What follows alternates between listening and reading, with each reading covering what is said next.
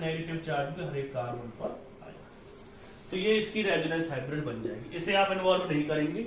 इसकी रेजोनेटिक स्ट्रक्चर क्या होती है? 5 रेजोनेटिक स्ट्रक्चर है, यही रियल में एग्जिस्ट करती है। इसे क्या कहते हैं? Resonance hybrid. तो ये पॉइंट आपको समझ में आ गया होगा जो मैं आपको समझाने की कोशिश एक्चुअल में कर रहा हूं। नेगेटिव चार्ज वालों को मैंने बता दी, पॉजिटिव चार्ज वालों को मैंने बता दी। अब 2 चीजें और रह रही हैं। कौन कौन सी? एक फ्री रेडिकल के बारे में बताना है थोड़ा सा, और एक बताना है लॉन पेयर के बारे में। लॉन पेयर वाले में ज्यादातर गलती क्या करते हैं लोग, वो समझो।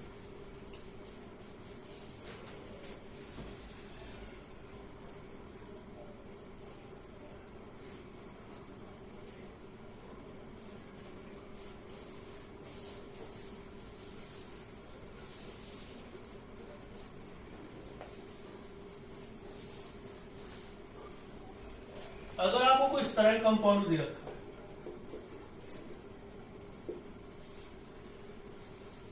देखो आप जानते हैं यहां पॉजिटिव नेगेटिव, इन दोनों के बीच पॉजिटिव नेगेटिव तो आ नहीं सकता। बॉन्ड आपको, अब आप पेंसिल बॉन्ड इसको नहीं तोड़ देते, कितना अच्छा रहेगा इस बॉन्ड को तोड़ दो तो इसे पॉजिटिव चार्ज आ जाएगा। नेगेटिव आपको हमेशा पाई बॉन्ड तोड़ना है। डबल बॉन्ड के अंदर 2 बॉन्ड होते हैं, सिग्मा बॉन्ड और एक पाई बॉन्ड। अगर कोई अकेला बॉन्ड है तो ये कौन सा बॉन्ड है? सिग्मा। सिग्मा बॉन्ड नहीं तोड़ना आपको। कौन सा बॉन्ड तोड़ना है? हमेशा जहां डबल बॉन्ड है वो वाला। क्योंकि इधर की साइड डीलोकलाइजेशन पॉसिबल नहीं। आप कहेंगे सर इधर की साइड क्यों पॉसिबल नहीं? क्योंकि ये कैसी कार्बन होगी? sp3 hybridise carbon. जो भी होगा इन दोनों के बीच इस वाले एरिया में होगा। कैसे होगा वो देखो। CH3 C बॉन्ड तोड़ा आपने, पॉजिटिव नेगेटिव। पॉजिटिव नेगेटिव क्या बना देगा? बॉन्ड बना देगा। और ऑक्सीजन के ऊपर कैसे चार्ज आएगा? नेगेटिव चार्ज आएगा। इससे ज्यादा इसकी रेजोनेटिक स्ट्रक्चर नहीं बन सकती। रेजोनेंस हाइब्रिड बनाओगे आप इसकी,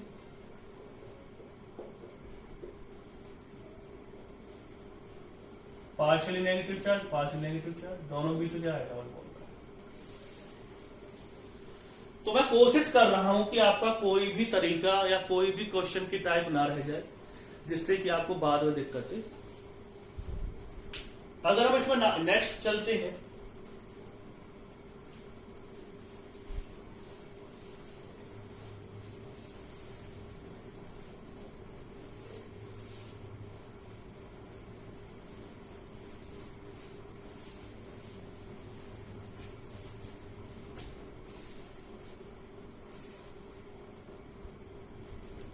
नेक्स्ट पॉइंट पर अगर हम आते हैं कि मैं बता रहा था आपको लॉन पेयर वाला केस।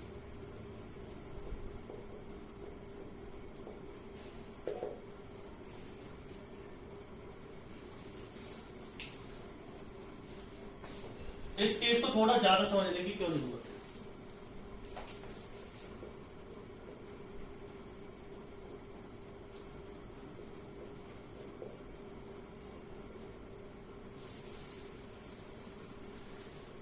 ये दे रखा है, ये बहुत इंपॉर्टेंट केस है क्योंकि 12th क्लास में ये आपको बार बार परेशान करेगा।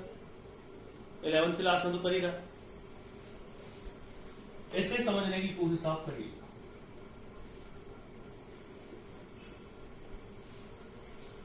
ठीक है, देखो पॉजिटिव नेगेटिव में तो सिंपल था, अगला बॉन्ड तोड़ा वहां पे नेगेटिव चार्ज आता बॉन्ड बन जाता तो सही है। इसमें भी सिंपल ही, बस इसका जो पहला स्टेप है वो थोड़ा सा घुमाने वाला है। पहला स्टेप सिर्फ कौन सा स्टेप घुमाने वाला? पहला स्टेप घुमाने वाला है, बाकी स्टेप इसमें घुमाने वाले नहीं। तो ये सर कैसे? तो देखो इसके लॉन पेयर जाएंगे इस कार्बन के पास, यानी कि ये अपने इलेक्ट्रॉन दे रहा है कार्बन, यहाँ पे कार्बन, यहाँ भी कार्बन, सब जगह कार्बन। बस इसका पहला स्टेप आप समझने की कोशिश कर लीजिए।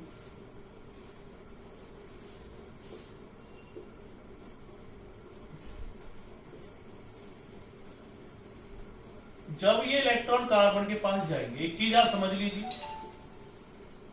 अगर कोई इलेक्ट्रॉन देता है तो उसके ऊपर आता है पॉजिटिव चार्ज, और जो इलेक्ट्रॉन लेता है उस पर कैसे चार्ज आता है? नेगेटिव। ऐसे तो होगा, समझने की कोशिश करना। कार्बन, नाइट्रोजन ने अपने इलेक्ट्रॉन दिए कार्बन को, कार्बन के ऊपर आ गया नेगेटिव चार्ज, नाइट्रोजन के ऊपर कैसा आ गया पॉजिटिव चार्ज, और दोनों बीचों क्या बन जाएगा बॉन्ड। ये पॉइंट आपको समझना ही पड़ेगा, दोनों बीच बॉन्ड भी आपको बनाना है, ठीक है। आप इन सब हमें कैसे पता चलेगा किसी के ऊपर लॉन पेयर है या नहीं। तो देखो आपको लुईस डॉट स्ट्रक्चर इतनी आती होगी, अगर 10th क्लास में भी आप पढ़ते हैं लुईस डॉट स्ट्रक्चर के बारे में, 9th क्लास में पढ़ते हैं, तो अगर आप लुईस डॉट स्ट्रक्चर जानते हैं तो उससे आपको चीज क्लियर हो जाएगी कि अभी लॉन पेयर होता क्या है। लॉन पेयर वो इलेक्ट्रॉन्स होते हैं किसी भी एटम के ऊपर जो उसके बॉन्डिंग में पार्टिसिपेट नहीं करते, यानी जो एक्स्ट्रा बच जाते हैं। कैसे? जैसे नाइट्रोजन की वैलेंस है में कितने इलेक्ट्रॉन होते हैं? 5। तो नाइट्रोजन ने एक इलेक्ट्रॉन इस कार्बन को दे दिया है, 2 इलेक्ट्रॉन हाइड्रोजन को दे दिए, समझना। हमेशा वैलेंस शेल के इलेक्ट्रॉन बॉन्डिंग में पार्टिसिपेट करते हैं। नाइट्रोजन ने अपने 2 इलेक्ट्रॉन्स 2 हाइड्रोजन को दे दिए, 2 हाइड्रोजन को, और एक दे दिया कार्बन, कोवलेंट बॉन्ड बनाने के लिए शेयर किया उनके साथ। तो नाइट्रोजन के पास जब 3 इलेक्ट्रॉन शेयर हो चुके हैं तो नाइट्रोजन के पास कितने इलेक्ट्रॉन बच जाएंगे? तो मैंने उन्हें डॉट से रिप्रेजेंट कर दिया, इन्हें क्या कहते हैं? लॉन। फिर आप कहेंगे जो इलेक्ट्रॉन्स ने दे दिए उन्हें क्या कहेंगे? उन्हें कहते हैं बॉन्ड पेयर, यानी कि इस कार्बन और कार्बन बीच में जो बॉन्ड बन रहा है उसे क्या कहते हैं? बॉन्ड पेयर कहेंगे जो इलेक्ट्रॉन है। और जो इस पे एक्स्ट्रा इलेक्ट्रॉन बच गए उन्हें क्या कहेंगे? लॉन। अब आ जाते हैं फिर से इसी पॉइंट पर। पॉइंट जो हमें इसमें बताने की कोशिश करता है वो बहुत ही खतरनाक चीज हमें बताने की कोशिश कर रहा है, लेकिन हम इसे समझने की कोशिश नहीं कर रहे। तो समझने की कोशिश कैसे करनी है वो समझिए। कितने बॉन्ड बन चुके हैं इसमें? कार्बन क्या रखना? 1 2 3 4 5 बॉन्ड बन चुके हैं। पहला वीडियो जीओसी का फर्स्ट वीडियो यही तो हमें बताने की कोशिश कर रहा था कि कार्बन की वैलेंसी टेट्रा वैलेंसी होती है, इसकी 5 पेंटा वैलेंसी नहीं होती। जब कार्बन बॉन्ड कितने बन रहे? 1 2 3 4 5 बॉन्ड बन रहे। तो क्या कार्बन के 5 बॉन्ड पॉसिबल है? आप आंसर नहीं। तो हमें ये वाला बॉन्ड तोड़ना पड़ेगा। ये वाला तोड़ नहीं सकते क्योंकि तो अभी बना। जब ये वाला बॉन्ड आप तोड़ेंगे तो आप कहेंगे सर फिर होगा झगड़ा।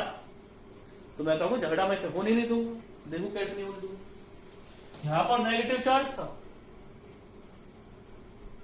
यहां पर आएगा नेगेटिव, यहां पर किस चार्ज आ जाएगा? पॉजिटिव। ठीक है। जब इलेक्ट्रॉन दिए जाते तो आपको याद रखना है इस वाली कार्बन पर पॉजिटिव चार्ज ही आएगा। समझ गए होंगे मतलब बॉन्ड टूटने के बाद। तो यहां पे पॉजिटिव आ गया, यहां पे कैसे चार्ज आ गया? नेगेटिव चार्ज आ गया। आपको इसी तरह से बनाना है, ये याद रखनी चाहिए। यहां पर कभी भी नेगेटिव चार्ज नहीं लेना है, हमेशा कैसे चार्ज लेना है? पॉजिटिव। क्योंकि अगर 2 नेगेटिव चार्ज ले ली एक ही कार्बन एटम पर तो स्टेबल नहीं होगी। अब बात आ रही है एक ही कार्बन एटम के ऊपर एक पॉजिटिव चार्ज भी एक नेगेटिव चार्ज भी। अब क्या होगा? अभी तक तो हमने देखा था कि जब एडिशन एटम्स पे पॉजिटिव नेगेटिव चार्ज होता था तो वो बॉन्ड बना लेते थे, लेकिन इसको कैसे करके बताओगे हमें? अब आप बताओ। इसमें तो एक ही एटम के ऊपर क्या आ रहा है? पॉजिटिव नेगेटिव चार्ज है। इसमें कैसे बॉन्ड बनेगा? बॉन्ड बनने के लिए एटलीस्ट 2 एटम्स तो चाहिए। तो मैं आपको बता देता हूं कि अगर एक ही एटम के ऊपर पॉजिटिव और नेगेटिव चार्ज आ रहे हैं तो वो आपस में न्यूट्रल हो जाते हैं। पॉजिटिव और नेगेटिव चार्ज एक ही एटम पे आ रहे हो तो वो क्या होते हैं? न्यूट्रल। तो मैंने दोनों ही चार्ज हटा दिए। यहां पर बॉन्ड आए थे, बॉन्ड नहीं हटेगा। उससे आगे अब मुझे आपको ज्यादा चीजें बताने की जरूरत नहीं है। क्यों नहीं है ज्यादा चीजें बताने की जरूरत? क्योंकि आप सब कुछ जान चुके हैं। तो ये बॉन्ड टूटेगा, यहां पे कैसे चार्ज आएगा? पॉजिटिव। यहां पे कैसे चार्ज आएगा? नेगेटिव। और यहां पे पहले कैसा था? नेगेटिव। नेगेटिव पॉजिटिव क्या बना देगा? बॉन्ड। आप इसे हटा दोगे, बाकी तो फिर वही तरीका चल जाएगा। अब मैं पॉजिटिव नेगेटिव भी नहीं बना रहा हूं क्योंकि अब आपको शायद चीजें पता चल चुकी होंगी। यहां पे बॉन्ड बन जाएगा, यहां पे कैसे चार्ज आ जाएगा? नेगेटिव बचेगा, NH2। आप सर इससे भी आगे होगा तो मैं कहूंगा हाँ इससे भी आगे पॉसिबल है। कैसे पॉसिबल वो समझो।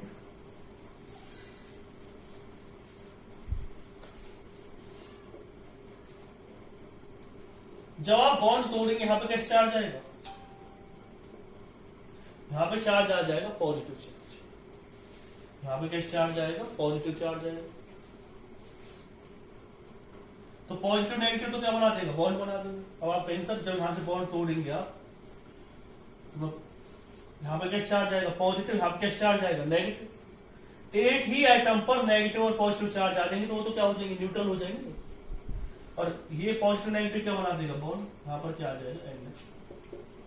अगर एक ही एटम के ऊपर पॉजिटिव नेगेटिव दोनों चार्ज आ रहे हैं तो वो क्या हो जाते हैं, न्यूट्रल। तो ये इसकी रेजोनेटिव स्ट्रक्चर बनी। तो मैंने आपको समझाने की कोशिश की है किस तरह से इसकी रेजोनेटिव स्ट्रक्चर बनती है जहां पर लॉन पेयर होते हैं।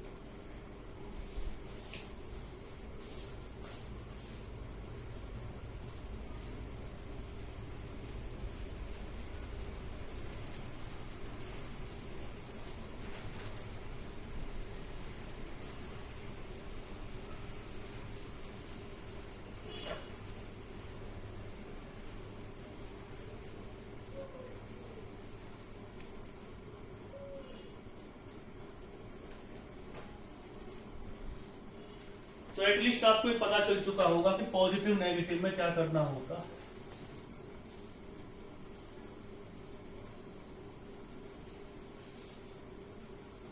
और लॉन पेयर में क्या करना होगा। एक वीडियो और भी बनाऊंगा मैं रेजोनेंस से रिलेटेड, वहां पर हम फ्री रेडिकल की बात करेंगे और कुछ अलग तरह के ग्रुप्स की बात करेंगे, इलेक्ट्रॉन विड्रॉइंग ग्रुप की बात करेंगे। तो वहां भी और चीजें मैं आपको समझाने की कोशिश करूंगा। तो कोशिश कीजिए कि ज्यादा से ज्यादा आपको चीजें क्लियर हो सके, आपको ज्यादा प्रॉब्लम्स ना आए।